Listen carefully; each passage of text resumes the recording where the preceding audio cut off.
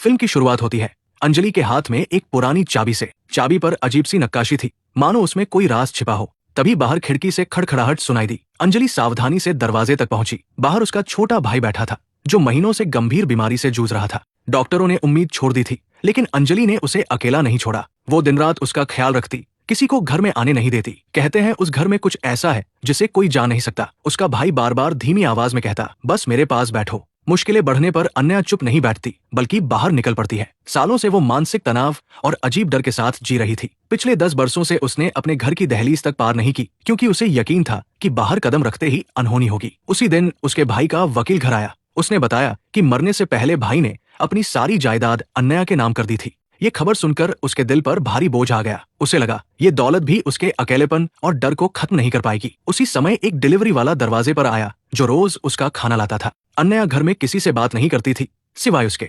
दोनों के बीच बस छोटी छोटी बातें होती थी। तभी अचानक उसके भाई के कमरे से तेज आवाज आई। घबराकर अन्या दौड़ी तो देखा कि उसका भाई जमीन पर गिरा पड़ा है। उसने बड़ी नरमी से उसे उठाकर बिस्तर पर लिटा दिया। फिर दोनों देर तक बातें करते रहे, जैसे समय थम गया हो। रात गहराने पर अन्या चुपचाप अपने कमरे में जाकर सो गई, पर मन में अजीब बेचैनी बनी रही। रोज की तरह उसका अलार्म आधी रात को बजा। वक्त पर भाई को दवा देनी थी। घबराई हुई अन्या तुरंत कमरे में पहुंची, लेकिन वहां का नजारा देखकर उसकी सांसें थम गई। उसका भाई अब जिंदा नहीं था। ये सच उसे अंदर तक तोड़ गया। माता पिता पहले ही दुनिया छोड़ चुके थे, और अब उसका आखिरी सहारा भी चला गया। अकेलेपन और सदमे में डूबी अन्या ने रेस्क्यू टीम को बुलाया, ताकि भाई का शव ले जाया जा सके। उनके जाते ही उसने घर को अच्छी तरह साफ किया। भाई की सारी दवाइयाँ और उससे जुड़ी चीजें समेटकर उसने कमरे से हटा दी, मानो खुद को उस दर्द से दूर कर रही हो। सुबह डिलीवरी वाला रोज की तरह आया और हमेशा की तरह अन्या से बातें करने लगा। मगर आज अन्या बिखर गई और आंसू रोक नहीं पाई। उसकी हालत देखकर वो घर के अंदर आ गया। उसने ध्यान से उसकी बातें सुनी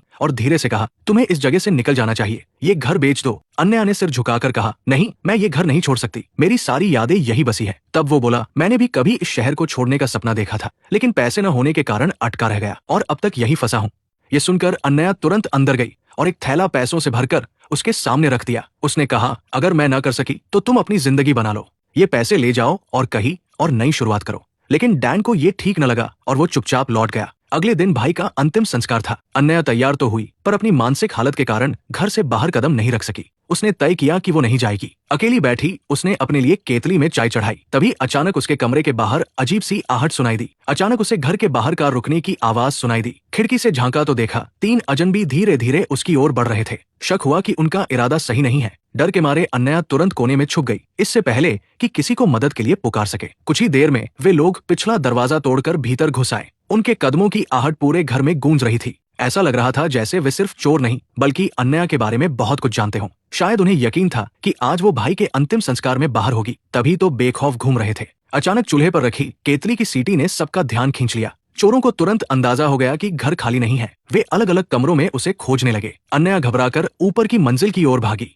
वो अपने बेडरूम में छिपी ही थी कि तभी एक चोर वहां पहुंच गया। किसी तरह वो फुर्ती से नीचे उतरी और मुख्य दरवाजे तक आ पहुंची, मगर अपनी बीमारी और कमजोरी के कारण बाहर कदम नहीं रख पाई। तभी बाकी चोरों ने उसे पकड़ लिया और सोफे पर बैठा दिया। उनमें से एक ने पूछा, तुम भागी क्यों नहीं? अन्या ने कांपते हुए कहा, मैं डर से जड़ हो गई थी। असल में चोरों को अन्या से कोई लगाव नहीं था। उनकी नजर सिर्फ उसकी दौलत पर थी। वे घर के कोनों में तलाश कर रहे थे, जबकि मेज पर रखा पैसों का बैग उनकी नजर से बचा रहा। 3 में से एक आदमी लगातार अन्या के पास खड़ा था, ताकि वो भाग न सके। घबराई अन्या ने कहा, मैं 10 साल से अपनी बीमारी की वजह से इस घर से बाहर नहीं निकली। उसकी बात सुनकर चोर हंस पड़ा। यकीन ही नहीं हुआ कि कोई इतनी लंबी कैद खुद पर झेल सकता है। सच जानने के लिए उसने अन्या का हाथ पकड़ा और जबरदस्ती उसे दरवाजे की ओर घसीटने लगा। जैसे ही अन्या को बाहर धकेला गया, उसकी तबीयत अचानक और बिगड़ गई। डर और कमजोरी से वो लड़खड़ाने लगी। कपड़े मिट्टी और धूल से खराब हो गए। घबराहट में उसकी आंखें धुंधला गई और वो जोर जोर से चीखने लगी। आवाज सुनकर दूसरा चोर आया और उसकी हालत देखकर उसे फिर अंदर ले गया। वहां उसने जबरदस्ती अन्या को कपड़े बदलने को कहा, पर वो इतनी टूट चुकी थी कि कुछ समझ ही नहीं पा रही थी। इस बीच बाकी दोनों चोर घर में छानबीन करते करते नीचे बेसमेंट तक पहुंच गए, जहां माहौल और भी डरावना था। बेसमेंट में उन्हें 2 अजीब दरवाजे दिखे, जिन पर कोई हैंडल नहीं था। खोलने की कोशिश की तो वे बुरी तरह जाम मिले। लगता था यही वो कमरे थे जिन्हें अन्या और उसका भाई हमेशा छिपाकर रखते थे। ऊपर एक चोर ने अन्या को जबरदस्ती कपड़े बदलने को कहा। जब उसने इनकार किया तो वो गुस्से में खुद ही उसकी ओर बढ़ा। तभी दरवाजा खुला और डैन अंदर आया। चौंकते ही उसने उन चोरों को पहचान लिया। दरअसल ये लोग उसके पुराने दोस्त थे। उसकी मौजूदगी ने माहौल अचानक और तनावपूर्ण बना दिया। अन्या के मन में शक आया कि क्या डैन भी उन्हीं का साथी है, मगर तुरंत समझ गई डैन तो सिर्फ उससे मिलने आया था, ये जानने कि वो भाई के अंतिम संस्कार में क्यों नहीं गई। तभी डैन की जोरदार चीख सुनाई दी और दूसरा चोर भी कमरे से बाहर आ गया। इस अफरात फरी में अन्या किसी तरह भागकर अंधेरे कोने में छिप गई। उसने देखा चोरों ने डैन को बेरमी से मारा और बेहोश कर दिया, क्योंकि वो उनकी योजना का हिस्सा नहीं था। अब वे बुरी तरह अन्या को ढूंढ रहे थे। एक चोर चिल्लाया, खुद बाहर निकलो वरना अंजाम बुरा होगा। चोर ने धमकी दी, बाहर नहीं आई तो तुम्हारा तोता मार दूंगा। अन्या चुप रही तो उसने हथौड़े से पिंजरे पर वार किया और तोता खत्म हो गया। तभी पता चला कि डैन होश में आ चुका था, लेकिन कुछ करने की हालत में नहीं था। चोरों ने उसके हाथ बांधकर कुर्सी से जकड़ दिया। दूसरी ओर अन्या को भागने का मौका मिला और वो तेजी से बाहर निकलने लगी, पर एक चोर ने उसे देख लिया। पकड़े जाने से पहले अन्या ने पास पड़ी चीज उठाकर उसकी गर्दन पर जोरदार वार किया। वो वही ढेर हो गया। थोड़ी देर बाद बाकी दोनों चोरों ने बेसमेंट से आती रहस्यमयी आवाज सुनी। दृश्य में दिखाया गया कि अन्या मरे हुए चोर की लाश को घसीटकर बेसमेंट में ले जा रही थी। तभी बाकी चोर आवाज सुनते हुए वहां पहुंचे और फर्श पर खून के निशान देखे। उनका पीछा करते करते वे लाश तक जा पहुंचे। पता चला कि मरा हुआ चोर जेपी का भाई था। भाई की मौत देखकर जेपी गुस्से और सदमे में भर गया। उसने ठान लिया कि अब अन्या को नहीं छोड़ेगा। उसी पल दूसरा चोर बिना हैंडल वाले दरवाजों के पास पहुंचा और अन्या को देख लिया, मगर पकड़ने से पहले ही अन्या ने दरवाजा जोर से बंद कर दिया और बेसमेंट के एक अंधेरे कमरे की ओर भाग गई। अन्या ने एक पुराने डिब्बे से चाबी निकाली और उससे लकड़ी का बॉक्स खोला। अंदर एक लीवर छिपा था। जैसे ही उसने उसे दबाया, बेसमेंट की सीढ़ियां अचानक बंद हो गई। अब दोनों चोर जो अपने साथी को ढूंढते ढूंढते नीचे आए थे, वही फंस गए। घबराहट में वे पागलों की तरह बाहर निकलने की कोशिश करने लगे। उन्होंने भारी लोहे का दरवाजा पीटना शुरू किया, मगर उन्हें पता था कि ये दरवाजा आसानी से नहीं टूटेगा। उनकी चीखें बेसमेंट में गूंज रही थी। इसी बीच कैमरा दिखाता है कि अन्या ऊपर लौट आई है और डैन के पास पहुंच चुकी है। डैन ने अन्या से रोते हुए माफी मांगी और कहा, उस दिन मेरा हाथ नहीं था, वांस ही मेरा दोस्त था। मैंने बस उसे तुम्हारे पैसों का जिक्र किया था। मुझे अंदाजा नहीं था कि वो चोरी तक पहुंच जाएगा। कृपया मुझे माफ कर दो। लेकिन अब अन्या के लिए डैन भी उतना ही गुनहगार था। उसने उसे दोस्त मानने से इनकार कर दिया। गुस्से में आकर उसने उसका हाथ मोड़कर उंगली तोड़ दी और फिर उसके दोनों हाथ बांधकर उसे धक्का देकर बेसमेंट में गिरा दिया। इतनी ऊंचाई से गिरने पर उसकी टांग बुरी तरह टूट गई और वो दर्द से तड़पते हुए चीखने लगा। तहखाने का दरवाजा बंद करने के बाद अन्या धीरे धीरे एक गुप्त अलमारी तक पहुंची। अंदर स्क्रीन लगी थी जहां से वो तहखाने का लाइव फुटेज देख सकती थी। उसने देखा डैन दर्द से तड़प रहा था और जेपी अपनी टूटी टांग संभालने की नाकाम कोशिश कर रहा था। तभी अन्या ने एक रिमोट उठाया और माइक्रोफोन ऑन किया। उसने कहा, तुम्हारे पीछे 2 कमरे हैं, उनमें से एक में फर्स्ट एड किट है। ये सुनते ही दोनों उधर भागे। जेपी जैसे ही एक कमरे में घुसा, अन्या ने बटन दबाकर वो दरवाजा सील कर दिया। अब जेपी पूरी तरह अंदर फंस चुका था। जेपी गुस्से से उठ खड़ा हुआ और चारों ओर देखने लगा। कमरा बिल्कुल अन्या के ऊपर वाले कमरे की तरह बना था। दूसरी ओर उसका साथी जोर लगाकर दूसरा दरवाजा तोड़ने में सफल हो गया। जैसे ही वो भीतर गया, सामने 2 बड़े फ्रिज रखे दिखे। उत्सुकता से जब उसने उन्हें खोला तो उसकी आंखें फटी रह गई। अंदर कई लाशें ठूंसी हुई थी। घबराकर वो बाहर निकलने का रास्ता खोजने लगा और उसे एक निकास भी दिख गया। लेकिन बाहर कदम रखने से पहले ही पीछे से अन्या पहुंची और हथौड़े का जोरदार वार उसके सिर पर किया। उसका सिर फट गया और वो वहीं गिर पड़ा।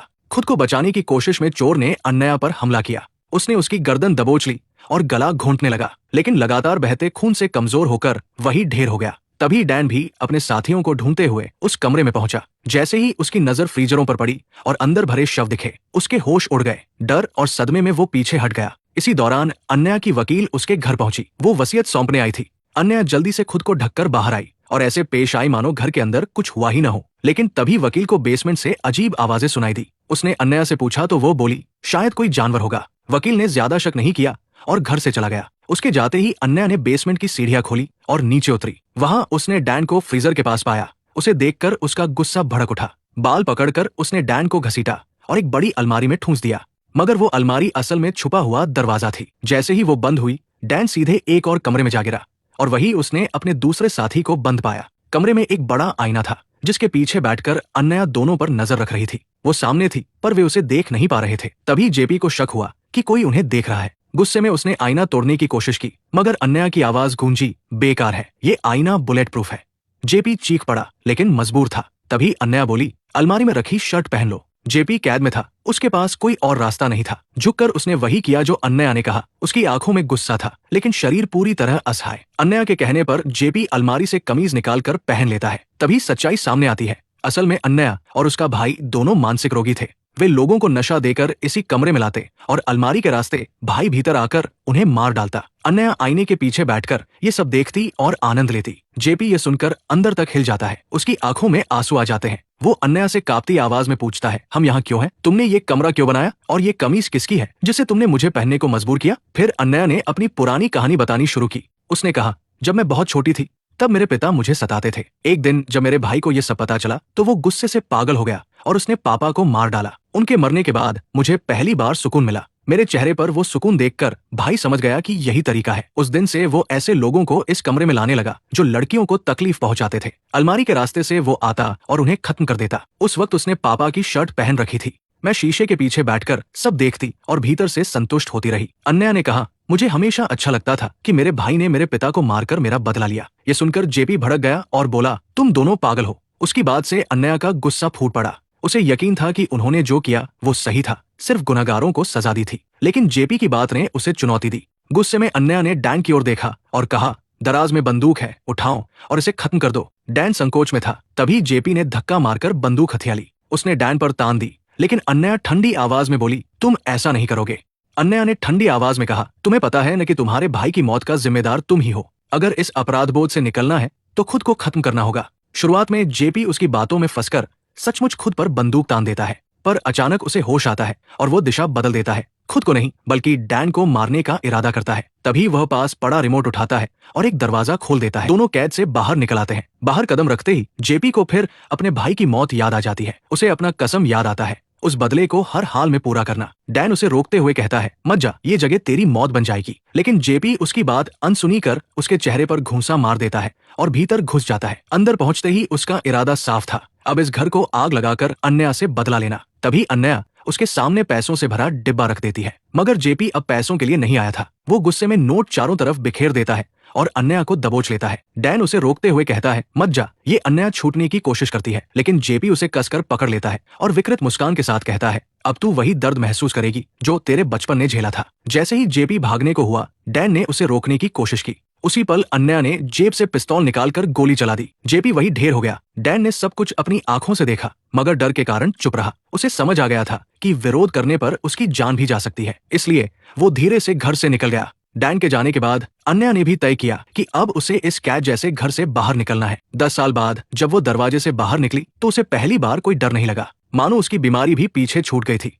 घर से बाहर निकलते ही अन्या ने ठान लिया कि अब उसे नई जिंदगी जीनी है। उसने पीछे मुड़कर देखा, एक माचिस जलाई और घर को आग लगा दी। जलती लपटों के बीच वो धीरे धीरे दूर चली गई। यही उसकी कहानी खत्म हो जाती है।